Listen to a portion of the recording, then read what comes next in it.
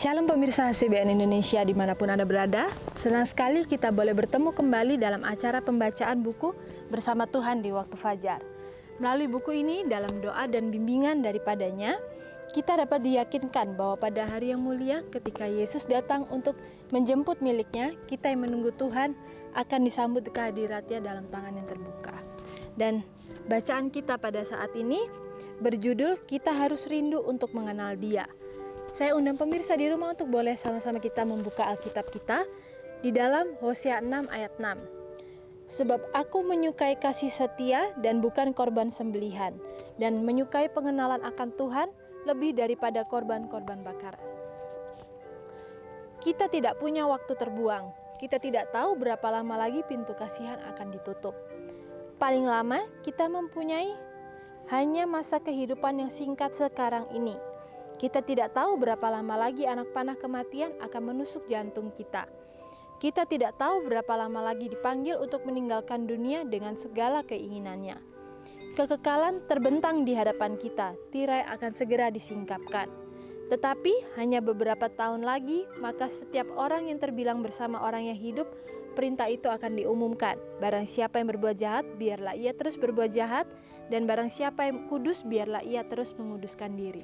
Jadi di sini dikatakan bahwa kita tidak boleh membiarkan ada waktu kita yang terbuang. Di saat kita tahu bahwa kehidupan kita ini sudah berada di kehidupan yang sudah singkat, di detik-detik terakhir, dan kita tahu bahwa ini sudah tidak lama lagi untuk kedatangan Tuhan yang kedua kali. Dan di sini dikatakan kita tidak tahu kapan kita masih hidup, kita tidak tahu kapan mungkin akan ada kecelakaan dalam kehidupan kita, atau mungkin kita akhirnya dipanggil untuk beristirahat, untuk meninggalkan dunia ini. Dan dikatakan dengan segala keinginan-keinginan dunia ini, kita tidak tahu berapa lama lagi kita boleh hidup. Tetapi di sini dikatakan bahwa kekekalan sudah terbentang di hadapan kita dan tirai akan segera disingkapkan. Jadi di sini dikatakan bahwa semuanya akan segera terbuka di depan mata kita, bahwa dikatakan orang yang baik akan semakin baik, yang kudus akan semakin kudus, tetapi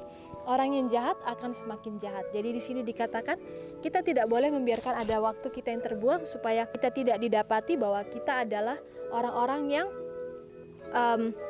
jahat itu, yang akhirnya berpaling daripada Tuhan dan meninggalkan Tuhan. Di sini dikatakan, apakah kita sudah bersedia?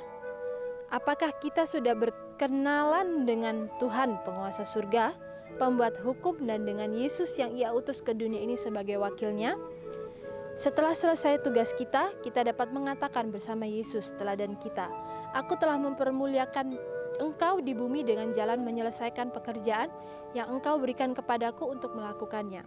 Aku telah menyatakan namamu kepada semua orang. Jadi di sini dikatakan, di saat kita tidak membuang waktu, kita tidak menyia-nyiakan waktu yang sudah Tuhan berikan, kesempatan yang sudah Tuhan berikan. Apakah kita sudah bersedia? Kita sudah bersedia, yaitu kita mau untuk memperbaiki diri kita terus. Setiap hari, hari demi hari, kita tidak kenal lelah untuk boleh memperbaiki kehidupan kita. Dan di sini juga dikatakan, di saat Yesus nanti datang untuk menjemput kita, apakah kita bisa menyampaikan bahwa Tuhan, kita sudah menyelesaikan pekerjaan yang Tuhan sudah berikan kepadaku, dan kita sudah memperkenalkan namamu kepada orang-orang supaya engkau boleh dikenal olehnya. Apakah itu kita bisa sampaikan kepada Tuhan? Ataukah kita tidak dapat menyampaikan apapun kepada Tuhan kita karena kita terlalu sibuk dengan kehidupan kita, sibuk dengan segala keinginan-keinginan kita, segala ambisi-ambisi duniawi yang mungkin kita lakukan dalam setiap keseharian kita. Di sini dikatakan bahwa malaikat Tuhan berusaha menarik perhatian kita dari diri dan dari perkara-perkara duniawi. Kiranya mereka tidak berusaha dengan sia-sia. Pikiran harus dipusatkan kepada Tuhan. Kita harus berusaha dengan sungguh-sungguh mengalahkan kecenderungan-kecenderungan jahat dari hati alamiah kita. Usaha kita, penyangkalan diri, dan ketabahan kita haruslah sebanding dengan nilai tak terbatas yang harus kita kejar. Hanya dengan mengalahkan sebagaimana Yesus telah kalahkan, maka kita akan memenangkan mahkota kehidupan. Seri Membina Keluarga jilid 4 halaman 418 dan 419. Jadi di sini dikatakan, kita diingatkan bahwa malaikat Tuhan itu selalu mengingatkan kita. Roh Kudus Tuhan itu selalu mengingatkan kita supaya kita tidak melakukan hal-hal yang jahat atau hal-hal yang tidak benar yang tidak sesuai dengan kehendak Bapa surgawi kita. Dan di sini dikatakan kita harus berusaha dengan sungguh-sungguh mengalahkan kecenderungan-kecenderungan jahat kita, keinginan-keinginan daging kita, yaitu segala hal-hal yang tidak sesuai dengan kehendak Bapa kita, yang Tuhan tidak lakukan di dalam kehidupannya, Yesus tidak contohkan dalam kehidupannya, itu harus kita singkirkan. Tetapi sebagaimana Yesus sudah hidup dalam dunia ini, dia sudah memberikan contoh kepada kita, itulah yang harus kita usahakan untuk kita hidupkan di kehidupan kita sehari-hari. Karena dikatakan usaha dan ketabahan kita haruslah sebanding dengan nilai yang Tuhan sudah berikan kepada kita. Apa itu nilai yang Tuhan sudah berikan kepada kita? Itu adalah pengharapan itu sendiri, jaminan keselamatan yang Tuhan sudah berikan kepada kita karena Ia sudah mati di kayu salib untuk menebus kita dari segala dosa kita, sehingga kita mempunyai kesempatan satu kali lagi untuk boleh menerima jaminan bahwa kita bisa hidup di kerajaan surga nanti. Tetapi untuk masuk sampai di titik itu tentu saja bukanlah hal yang mudah atau hal yang murah untuk kita lakukan, karena kita adalah manusia daging yang sudah jatuh dalam dosa. Disitulah kita benar-benar harus sepenuhnya bergantung kepada Tuhan, karena di saat kita hanya mengandalkan diri kita sendiri, kita tentu tidak bisa berdiri dengan kaki kita, tetapi hanya dengan bantuan Roh Kudus saja dan bantuan daripada Tuhan saja kita boleh dapat berdiri pada hari penghakiman nanti. Dan di sini dikatakan hanya dengan mengalahkan sebagaimana Yesus telah kalahkan, maka kita akan memenangkan mahkota kehidupan. Itu adalah janji yang Tuhan sudah berikan di saat kita mau berusaha dengan sungguh-sungguh. Pengetahuan akan Tuhan sebagaimana dinyatakan dalam firman-Nya adalah pengetahuan yang harus diberikan kepada anak-anak kita. Biarlah orang muda menjadikan firman Tuhan makanan bagi pikiran dan jiwa. Seri Pembina Keluarga, jilid 4 halaman 424. Jadi di sini dikatakan pengetahuan akan Tuhan, pengenalan akan Tuhan. Jadi bukan hanya sekedar pengetahuan, tetapi kita betul-betul mengenal Tuhan kita. Itu harus diberikan kepada orang-orang muda, karena melalui anak-anak, orang-orang muda, di saat mereka sudah mengenal Tuhan, maka kehidupannya di saat dewasa tentu akan lebih mudah untuk terus mengenal Tuhannya.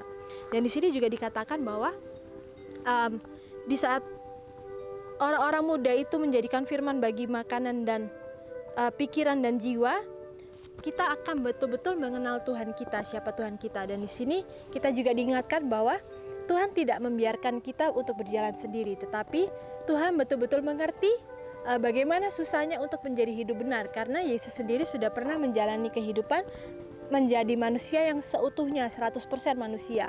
Jadi dia betul mengerti untuk bagaimana kesulitan yang manusia hadapi, sehingga boleh berdiri pada hari penghakiman nanti dan didapati untuk menjadi manusia-manusia yang sempurna. Dan di sini kita juga diingatkan bahwa Tuhan itu menghargai, Tuhan mengapresiasi usaha kita, sehingga kita juga diberitahu bahwa dalam Alkitab kita akan diangkat derajatnya lebih tinggi daripada malaikat. Kenapa kita bisa diangkat derajatnya lebih tinggi daripada malaikat?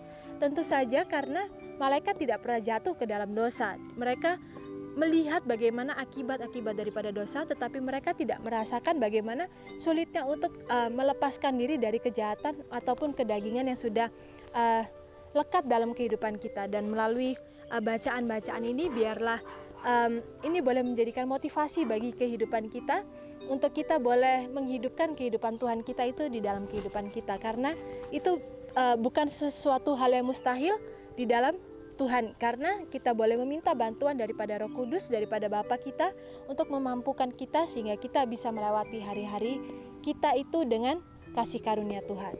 Dan biarlah ini boleh menjadi berkat bagi kita semua. Dan sampai bertemu kembali dalam pembacaan yang selanjutnya. Shalom, Tuhan memberkati.